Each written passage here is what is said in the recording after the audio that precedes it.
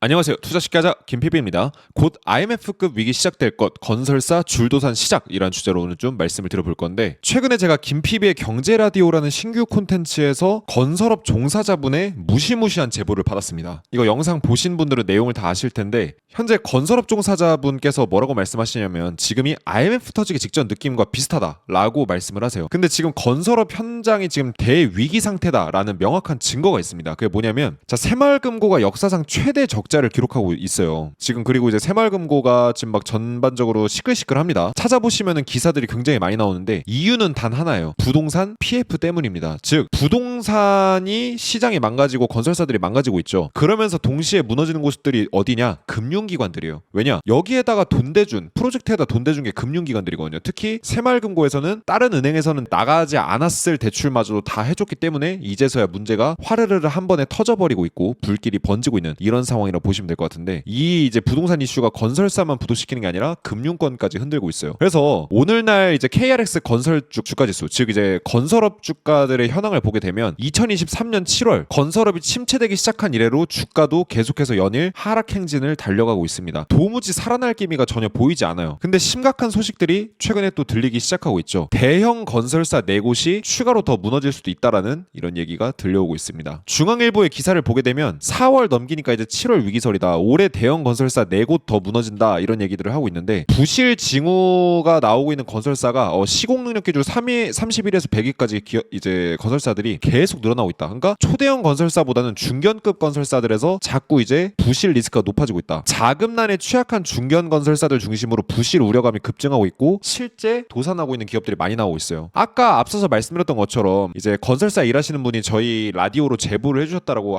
말씀드렸잖아요. 근데 그분께서 말씀하시는 건 삼부토건이 요번에 이제 문제가 돼서 삼부토건이 날아갔는데, 삼부토건 같은 경우에는 토목 업계에서 상당히 입지가 있는 회사였다. 그래서 놀랬다. 이런 얘기들을 하십니다. 근데 지금 이제 얼마나 심각하냐면 대형 건설사들마저도 자신들이 지불할 하도급 대금을 미루고 있는 상황입니다. 이 하도급 대금은 60일이라는 법정 기준이 있어요. 국내 시공 능력 평가 상위 10대 건설사 중에 8곳이 하도급 대금을 60일을 초과해서 지급을 했다. 즉 법정으로 기한이 정해져 있는 하도급 대금을 60일을 초과해서 지급을 하고 있대요. 제가 이따가 자세한 자료를 보여드릴 건데 보통 한 3달 정도 미루나 봐요. 그래서 이런 식으로 미루면서 어떻게든 이제 자신들의 이제 장부상 손실이나 이런 것들을 버티는 상황이라는 거죠. 즉 이미 건설사들의 내부는 이미 썩기 시작했다고 봐도 무방한 상황이라고 저는 보고 있습니다. 그래서 기사 내용들 보게 되면 대기업 건설사들의 미수금은 2년 동안 2배 미만 정도만 늘었는데 중소기업 건설사들의 미수금은 4배 이상 증가했다. 즉 건설 다 해주고서 돈 못 받는 상황이 지금 심각해지고 있는 건데 무려 4배 이상 증가하고 있다는 거예요. 그래서 김태준 대한건설정책연구원께서는 뭐라고 말씀하셨냐면, 1년 이상 현재 상황이 지속된다라고 하면 과거 IMF나 글로벌 금융위기에 준하는 불황이 올 가능성이 다분하다. 이렇게 얘기를 하고 계십니다. 실제로 저희가 지금 저희 채널에서 데이터를 계속 추적해보면 어떤 결과가 나오냐면, 글로벌 금융위기나 IMF급의 배에서 재제곱이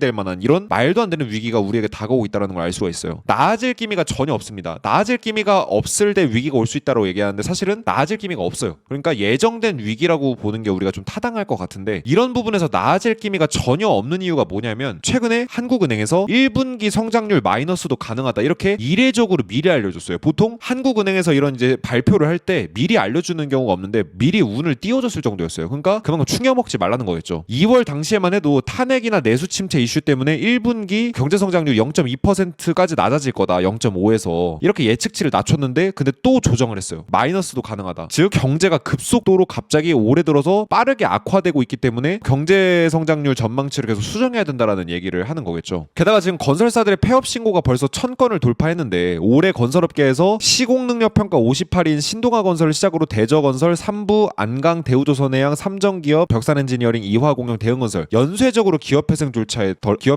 돌입을 하고 있습니다. 그러면서 이제 폐업 신고를 한 건설사들 모두 신고 사유가 상당수가 사업 포기라고 이제 적었대요. 즉 건설사들이 스스로 문을 닫고 있는 거예요. 그럼 이런 선택을 왜 했냐? 당연히 돈이 안 벌리니까 그런 선택을 했겠죠. 자재값이랑 인건비 올라서 보릿고개 넘는 10대 건설사, 지난해 매출 원가율 93%. 지금 대형 건설사들마저도 남는 돈이 없어요. 지금 현대 쪽에 이제 건설사들 보게 되면 매출 대비 원가율이 100%를 넘었어요. 이게 무슨 얘기냐? 매출보다 원가가 더 많이 나왔다라는 거예요. 그러니까 기본적으로 순이익을 기대하기는커녕 돈 이제 이자도 지금 갚기 급급할 수도 있다. 이런 걸 이제 알려주는 거겠죠. 찾아봐야 되겠지만 이 이 이제 매출 대비 원가율은 80%가 적정 수준이래요. 안전한 경영을 하면 80% 정도는 돼야 되는데 지금 80%가 간당간당한 데들밖에 없습니다. 그러니까 80%에 한참 못 미치고 너무 높은 수준까지 이제 유지가 되고 있는 거예요. 원가가 너무 높아요. 근데 심지어 이 원가율이 시간 지나면서 계속 악화됐습니다. 2021년 들어서 점점 이 원가율이 높아졌습니다. 왜냐? 물가 올랐으니까 당연히 건설할 때 쓰는 자재값도 당연히 올라가는 게 당연하겠죠. 그래서 원가가 시간을 거듭할수록 상승을 하게 됐고 이 이제 상승한 원가는 건설사들의 이익에 큰 악영향을 미치고 있습니다. 그래서 남는 돈이 없으니까 당연히 사업을 때려칠 수밖에 없어서 건설사들이 지금 문을 닫고 있는 거예요. 대형사들도 이 정도라고 하면은 중견이나 중소건설사들은 당연히 힘들 수밖에 없겠죠. 근데 지금 더 심각한 거는 건설 일자리들도 빠르게 증발을 하고 있다라는 거예요. 올 1월 전년 동월 대비 세종의 건설 근로자 감소율은 무려 33.1%에 달했다. 전북 32.8% 등등등등 해서 경기권도 30%를 웃도는 감소율을 기록했다. 즉 건설 근로자 수가 작년 1월에 비해서 올해 1월까지 1년 동안 30%가 줄었다는 거예요. 원래 100명 정도가 건설고 이제 종사자가 있었으면 지금은 70명밖에 안 된다는 겁니다. 어마어마한 일자리가 많이 줄어든 거죠. 한 명이 4인 가구 정도를 책임진다라고 봤을 때 벌써 얼마입니까? 120명의 간접적인 피해가 간 거나 마찬가지예요. 30명이니까. 한 명이 4인 가구를 먹여 살린다고 하면. 근데 이런 이제 일자리가 감소하는 것의 선행지표인 건설 수주 증감률을 보면 충남이 60% 가까이 급감했대요. 그러니까 원래 100 정도의 건설 수주 금액이 들어왔다고 하면 지금은 40 정도밖에 안 들어온다는 거예요. 미친 거죠. 경북, 경남 50%대, 전남 50%대. 즉 건설 수주 일자리가 없으니까, 그러니까 일감이 없으니까 일자리도 줄어드는 거겠죠. 그렇죠? 일감이 붕괴되니까 일자리도 없어진다라고 볼 수 있는데 서울만 간신히 전년 동월 대비 16.5%. 근데 이것도 상당히 큰 감소폭이라고 할 수가 있겠죠. 이게 사실은 굉장히 심각한 문제라고 우리가 볼 수 있습니다. 왜 그러냐면 첫 번째로 건설업은 대표적인 고용 유발 산업이에요. 건설업은 노동 집약적 산업입니다. 그래서 건설업 우리가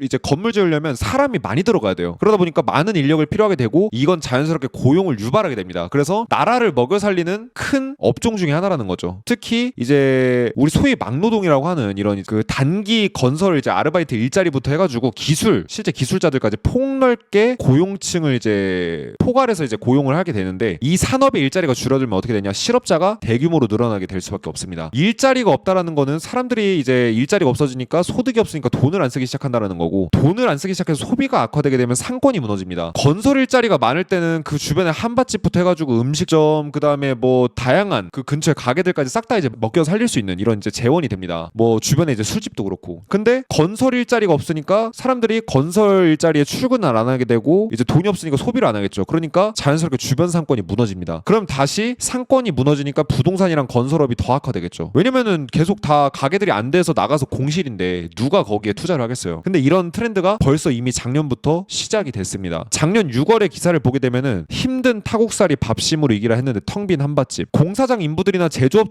종사자분들께서 한밭집을 많이 이용해서 여기서 식사를 하시는데 여기도 같이 무너지고 있습니다. 왜냐? 건설 일자리가 없고 일감이 없어서 이제 사람들이 출근을 안 하니까 한밭집도 장사가 안 되는 거예요. 그만큼 전반적으로 침체 분위기가 심각하다라는 얘기를 이제 우리가 확인을 할 수가 있는 거고 건설업이 무너지면 왜 안 되냐면 철강, 시멘트, 유리, 목재, 운송, 설계, 장비, 렌탈, 부동산, 금융 전부 싹 다 모든 산업이랑 전방위적으로 연결이 돼 있어요. 그래서 건설업이 무너진다? 수많은 관련 산업들까지 도미노처럼 침체를 유발하게 될 수밖에 없는 여건이 됩니다. 그야말로 건설업은 뭐라고 할 수 있냐면 경제의 주춧돌이에요. 많은 고용을 유발하기도 하고 많은 업종들의 일자리를 만들어주기도 하고 실제로 많은 매출을 내서 경제를 먹여 살리기도 합니다. 그러니까 한번 건설업이 무너지기 시작하면 지붕까지 다 부셔버리는 거예요. 기둥들도 무너지고. 근데 지금 전국적으로 건설사들이 줄도선하고 있는 데다가 자체 폐업을 하고 있죠. 그러니까 경기가 좋을래야 좋을 수가 없다라는 걸 알 수 있습니다. 그러면은 제가 이제 지난번에 경제 라디오에서 일주일도 안 됐는데 이 건설사 줄도산 위기라고 하면서 이 건설업 종사자분의 인터뷰를 딴 내용을 말씀을 드렸었잖아요. 그렇다고 한다면 이 건설업계 종사자분들이나 유관한 사람들은 어떤 식으로 생각하실까? 여기 이제 영상에 댓글을 제가 한번 봤거든요. 저도 토목 엔지니어면서 대리기사입니다. 건축은 완전 폭망. 앞으로 토목도 안 좋아질 것 같습니다. 대리기사 하면서 전국을 돌고 있는데 지어놓은 아파트는 이미 어마어마하게 많고 기존 상권 계속 공실 늘어나고 있습니다. 대리 콜수 줄어들고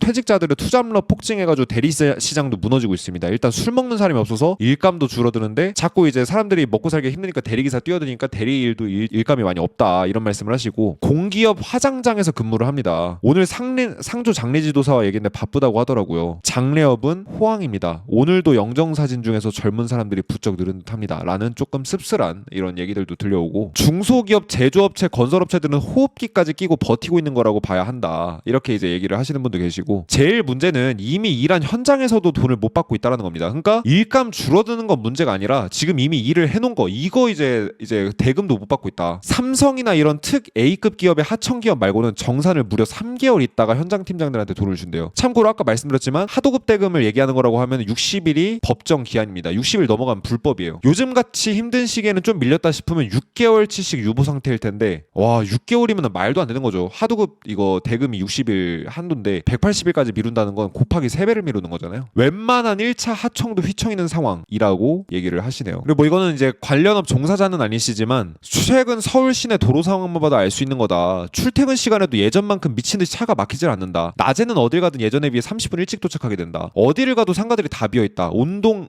임대 간판들이 널려있다. 우리나라 상황 어쩌다 이렇게 된 거냐, 이런 말씀도 하시고, 중소금융업체의 30-40%가 폐업을 했고 CNC 업체도 많이 문을 닫고 있다. 기초 가공이 무너지고 있는 거죠. 알짜 중소기업 건설사들의 파산의 연속이 이어지고 있다. 건설 현직들은 2년 전부터 경제 위기 각을 알고 있었습니다. 신규 착공 현장 갈 곳 없다. 그래서 그런 느낌 오길래 주식 다 팔고 금 샀다고 하시네요. 잘하신 거죠. 이 정도면 오래 버텼다고 생각합니다. 지금 위기라고 생각하는 거 새롭지도 않아요. 이렇게 얘기를 하십니다. 근데 사실 지금 오늘 건설사 얘기들을 이렇게 다루고 있지만 여러분들 잘 아시는 분들은 아실 겁니다. 이거 남의 얘기가 아니에요. 건설업 부도되면 전 세계 이제 우리나라 경제 다 전국적으로 다 부도된다라고 보시면 될 것 같은데, 공무원, 공공기관, 그리고 나란 일, 이 조달청 같은 데서 일감 따서 일하시는 분들 빼고는 우리에게 똑같이 닥칠 미래라고 보셔야 됩니다. 우리도 똑같이 이러한 경제 위기의 직격탄을 시간이 걸릴 뿐이지 맞을 거라고 우리가 예상을 하셔야 된다는 거예요. 그래서 이번에는 김PB 4월 생일 기념으로 경제 위기를 대비하고 그걸 넘어서서 경제 위기 때 계좌를 10배 이상 불릴 수 있는 쇼 투자 전략을 제가 이번에 공개해드려 볼까 합니다. 이러한 경제 위기에서 오히려 이런 경제 위기의 변동성이 많이 터지거든요. 올라갈 때는 완만하게, 떨어질 때는 가파르게 떨어지는 게 금융시장의 특징인데, 제 생일 기념으로 대공황 절대 수익 투자 전략이라는 주제로 이런 이제 변동성을 이용해서 오히려 이걸 수익으로 만들 수 있는 법을 말씀드려 볼까 합니다. 4월 25일 오후 9시 20분 경제형 김PB 유튜브 라이브 방송에서 실시간 무료 강의를 진행해드릴 예정이고요. 경제 위기 때가 오히려 수익 내기가 너무 쉽다. 경제 붕괴 때는 모두가 망하는 이유, 대공황 투자 전략의 심화편, 투자 성과 직접 검증 공개까지 해드리도록 하겠습니다. 1577-0471로 월말 문자를 보내주시면 이 강의 신청하셔서 안내 받아보실 수가 있고요. 요게 조금 이제 힘드시다고 하면 일시 맞추셔서 이제 캘린더에 적어 놓으셨다가 라이브 입장해 주시면 월말 특강 들으실 수 있으니까 많은 참여 부탁드리겠습니다.